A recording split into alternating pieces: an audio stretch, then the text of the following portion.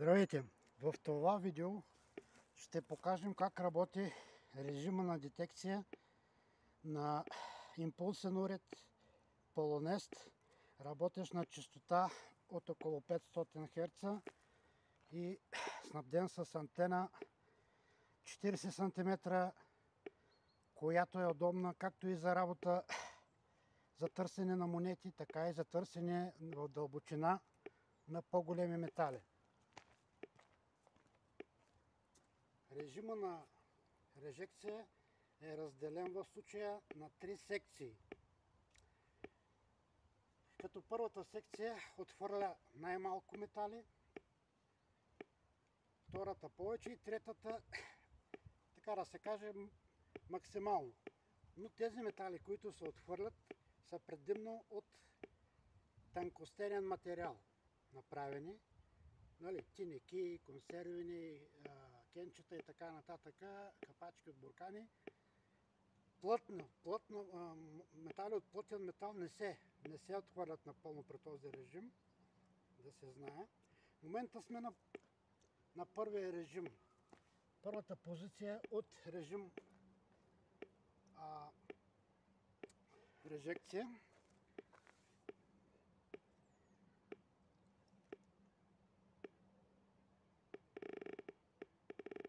Тук на този режим се хващат всички монети, но им пада дълбочинката известна.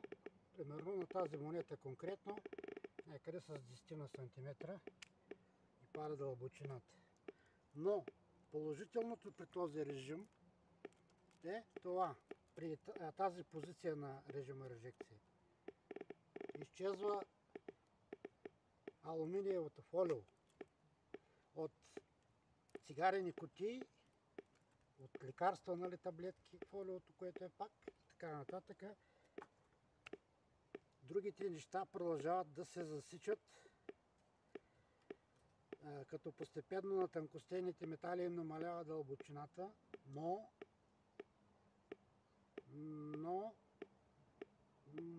металите от тънкостенна мед, стара мед и тънкостенен бронз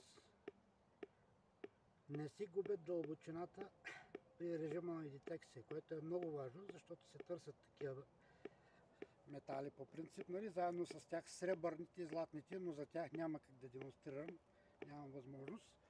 Затова ще покажа с тази медна чинийка, 21 см диаметър, стара медна чиния. 80 см, на другия режим колко беше на общи метали? Беше към 85 ли? Там някъде. Дълбочината тук е, аз не виждам почти никаква разлика спрямо общи метали. Над 80 см. Бронзовото съдче 16 на 13 размери. Колан бронз. Това е 90 см. Да. 90 см си ги има това. Само че ще го турят тук, защото чак от тук го фаща и легнало да е. Пак го чува. Добре, да не се отплесваме. Това бяха тези предмети, които са най-важните да се покаже, че дълбочината им не се променя значително при режим режекция спрямо режим общи метали. Тук може да покажем с капачките, че това е желязна капачка, черен метал, от линтова буркан, че намаля вече дълбочината, беше на 70, тук отива почти на половина на 40. Така. Това е алуминиевата капачка от буркан. Тя държи още дълбочина, но и тя пада по-малко. Но тук целта е точно алуминия, максимално да не се изрязва, за да може да се държи по-добра дълбочина за най-вече за златните метали. Най-вече за златните метали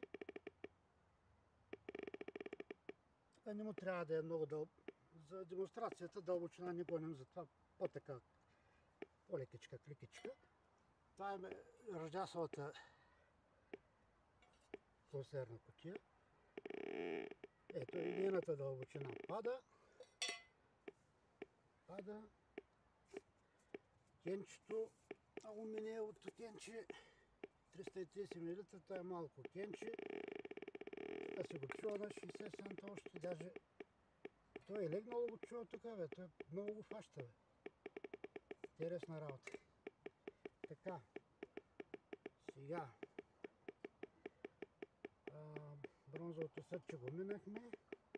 Тая купа, това е 25 см алуминиева купа и 70 санта е чува, а беше на 1,30 м някъде на режим общи метали. Така, сега минаваме на втора позиция на режим режекция, като при всяко приключване на позициите на този режим си донастройваме кликата или трешхолда или прага. Ето. Машината отначало почва да пищи и сега донастройваме на леки пукания. Това е втора позиция на режим на режекция. Какво е важно да се знае при втората позиция? Значи монетата, голямата монета, продължава да я чува тук на 30 см, вярно? Да. Предишната позиция беше към 40, а на общи метали към 50. Значи спада е така горе-долу с по 10 на санта на позиция, тази голямата монета. Но тук вече по-малки от тази монета, нали, примерно като 1 лев, 50 стотинки и така нататък, изчезват всички по-малки от този диаметър монети. На втората позиция на режекция това е добре да се знае. Значи този режим вече не е подходящ за търсене на монети, а за по-големички неща вече. Така, средно големи да речем. Ето сега, тук капачката е била на 40. Това е черната капачка, винтовата. Тя изчезва напълно вече. Значи при замърсени места това помага много. Тази кутия също изчезва. Това е консервената полуръждясала кутия консерва. Кенчето, алуминиевото също изчезва. Да, това е добре. В случая тази капачка, тя няма да изчезне алуминиевата. Казахме каква е идеята. Така.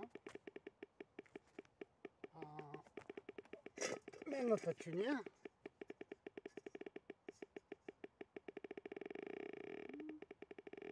Не виждам да спада дълбочината. Остава се на 75 см, като се беше на режим всички метали. Бронзовото съдче.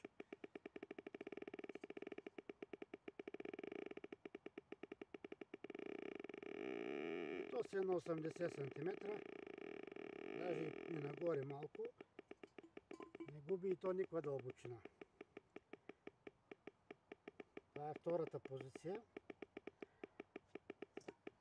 Това е медната купа. Тук вече изобщо няма да я има. Желязната теникия хваща, но от 1,20 м на половината, на 60 санта. И приключваме вече на третата позиция на режима режекция, където се отхвърлят най-много метали.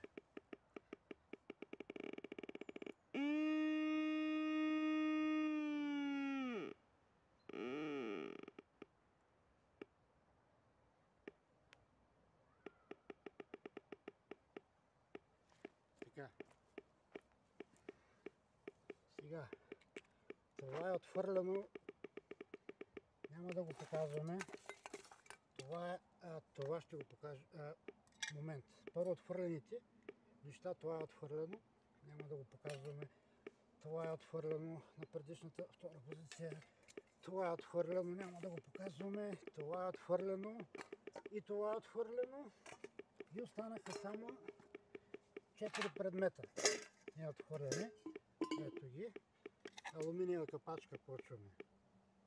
Тя вече тук изчезва напълно. Така. Тенекията. Това е черна тенекия. Желязо. Охо, изчезва и тя. Добре. Така голяма тенекия и ще напълно изчезва. И менна чинийка. Менна чинийка. Малко ще намалим пликата. Така. Не ми трябва тук прекалена дълбочина. Но все пак, нали, трябва малко да не връщаме прекалено да се губи дълбочинка. Но така или иначе тук вече се усеща загубата, която не е голяма. Не е голяма, но горе-долу е на пере в сравнение с предишните секции и режима общи метали. Бронзовото съдче. И при него е горе-долу същата работа. Само че дълбочината малко по-малко пада при него.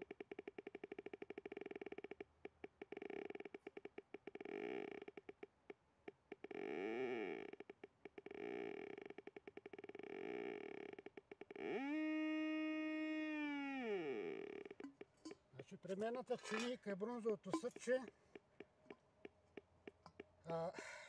на режим общи метали и на първа и втора позиция на режим режекция дълбочината е сходна.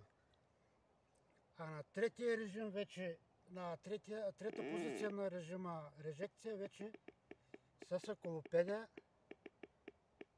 започват да губят дълбочина, но все още се чуват на дълбочина над половин метър, на 50-60 см. В земята ще има половин метър всякак, дори да е по-тежка. Така, спираме. Това е от мене за сега.